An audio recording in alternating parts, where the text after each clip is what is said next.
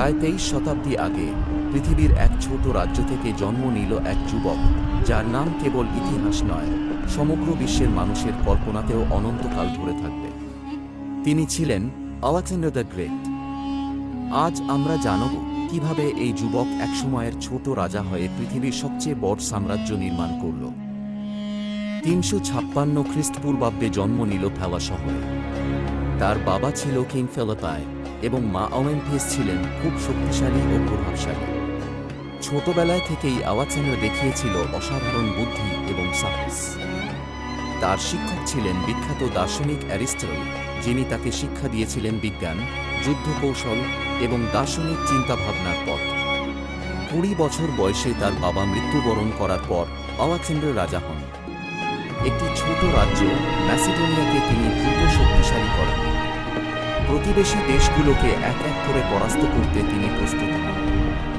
এক তরুণ রাজা, যার কল্পনায় বড় স্বপ্ন। আলেকজান্ডার একের পর এক যুদ্ধ জিতে নিজের রাজ্যকে বিশ্বের মানচিত্রে অদ্বিতীয় করে তুললেন। প্রথম ধাপ ছিল গ্রিস। এরপর তিনি পার্সিয়ার বিপুল সাম্রাজ্য গঠন করেন। সবচেয়ে বড় যুদ্ধ ক্লেনিকেস, এসেস এবং গ্যাগেমন। এই যুদ্ধগুলোতে তার সাহস, কৌশল এবং দৃষ্টিভঙ্গি পৃথিবীর ইতিহাসে অনন্য। আলেকজান্ডার কেবল একজন বীর যোদ্ধা ছিলেন না, তিনি ছিলেন একজন সংস্কৃতির মিশ্রণ। তিনি হেলেনিস্টিক যুগের সূচনা করলেন। তিনি নতুন নতুন শহর স্থাপন করলেন, যার মধ্যে সবচেয়ে বিখ্যাত হল আলেকজান্দ্রিয়া, যা আজও ইতিহাসের এক প্রাচীন এবং গুরুত্বপূর্ণ শহর হিসেবে পরিচিত। তার দৃষ্টিভঙ্গি বিজ্ঞান, শিল্প ও সংস্কৃতির উপর দীর্ঘকালীন প্রভাব ফেলেছিল। কিন্তু তার জীবনের যাত্রা দীর্ঘ হয়নি।